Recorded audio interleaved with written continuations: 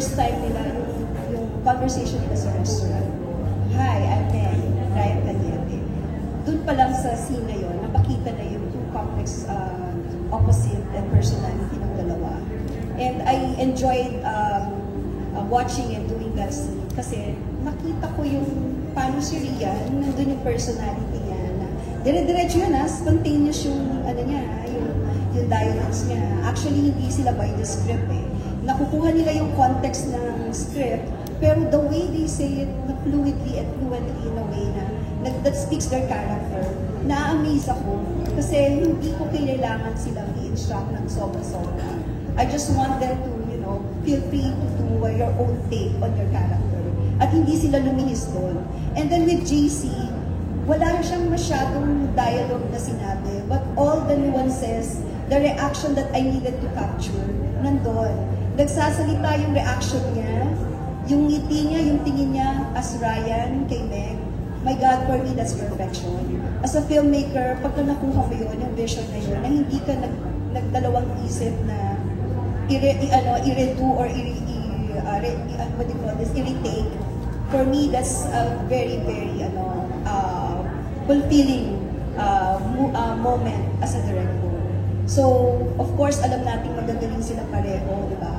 Pero talagang yung pagiging magaling nila, nag-exceed ng expectation ko. This is the first time that I worked with them. So, kaya medyo kinakabahan ako in a way kasi magagaling sila under craft. And ako naman, nagsisimula pa rin ng magpakilala bilang director. So, I wanted to have this freedom sa kanilang dalawa.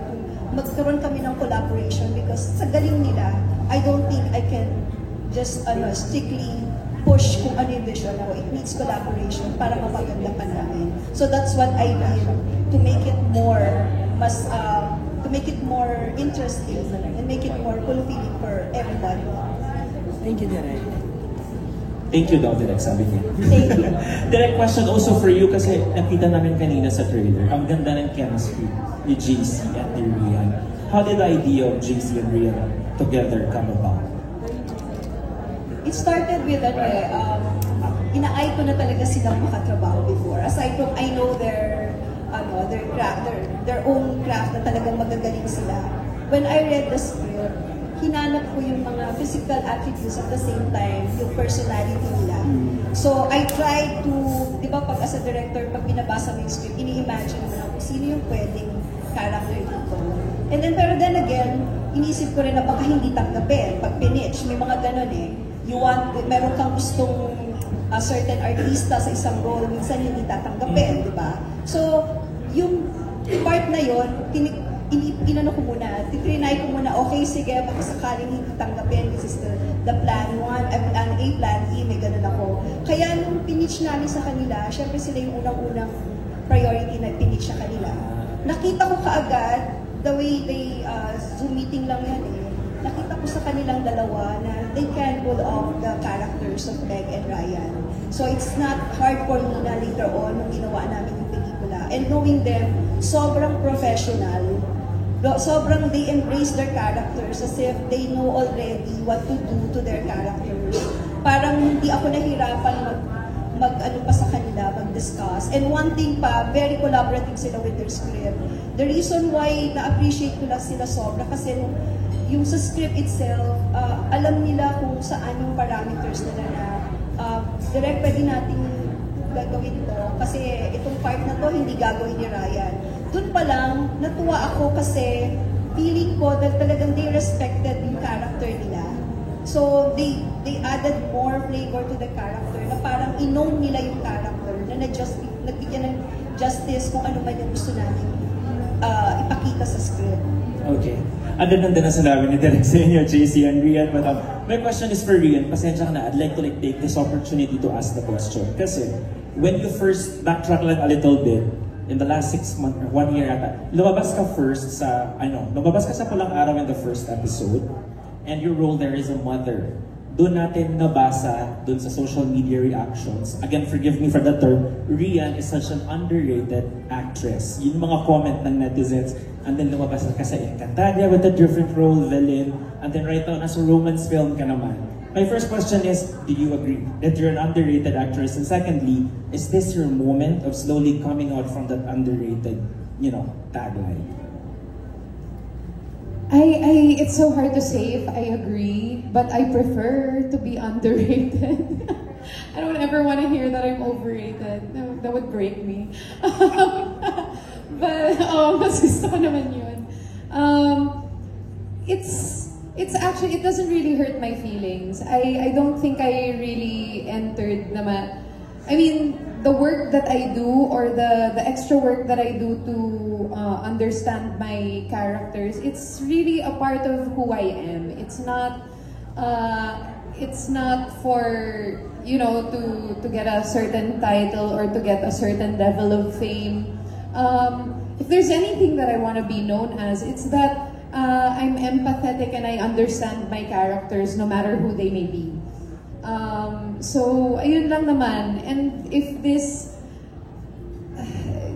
season of getting these kinds of roles lets me exit from being underrated or takes me, on a new journey, of course I accept that with open arms. I don't know naman where it's gonna take me, and I don't do it for a certain goal. I'm really here to enjoy the journey and be present and just take every character and make sure that I don't take it for granted and I give them the same kind of importance and treat life with gratitude. I mean, I know this all sounds like, parang very yoga. But this is really how I feel now about my life. And I just hope to continue doing that and living my dream. Maybe comment nila yun because they want to see more of you. Yan. Yung term na underrated siguro is because you really did very well on that episode. Can I answer? Yes, Princess. Because I worked with Rian, this is the first role niya in Captain Barbell. Okay? And then I've worked again with her sa Royal Blood. So I think I can answer your question more, no? Kasi when you say underrated, I don't think it's a negative Yes. term, Yeah. I think nga it's a very, very good description of Rian because I've seen her grow as an actor. Dati kasi, di ba, she was plucked out of a McDo commercial to be the leading lady of Richard Gutierrez, and that was the first time I worked with her. Siyempre, her role was goody-goody, and what else can you do with a damsel in distress, di ba? Parang, then afterwards, of course, the role was something else, di ba, Ri? It was talagang very, very complex, and di ba, napaka-exhausting. She was very good. Hindi ko alam anong nangyari between Captain Barbell and Royal Blood, And when we did, ano ba nauna? This one or Royal Blood? This one, di ba? Ito ang nauna. Royal Blood and then this one. Sorry, I kept entering. So, oo. And so this one, when I saw naman the script, ibang Rian naman. So I guess, yes, she's one of the underrated, and I think that she should come out more with roles. This time, she can really, really sink her teeth into any role that's given. Ako din, naniniwala ako na pwede pa siyang bigyan ng mas challenging pa. Na pwede pa mas malalim pa, mas mabigat pa. Kasi nabibigyan naman niya ng justice. So, yeah. May glimpse ako nun sa pelikulang to. Thanks, JC. Thanks, Mrs. And congrats, Rian. We're excited for more. Yes! Marami talaga MJ, no? Totoo, at saka akala ko nga dito parang thesis defense na yung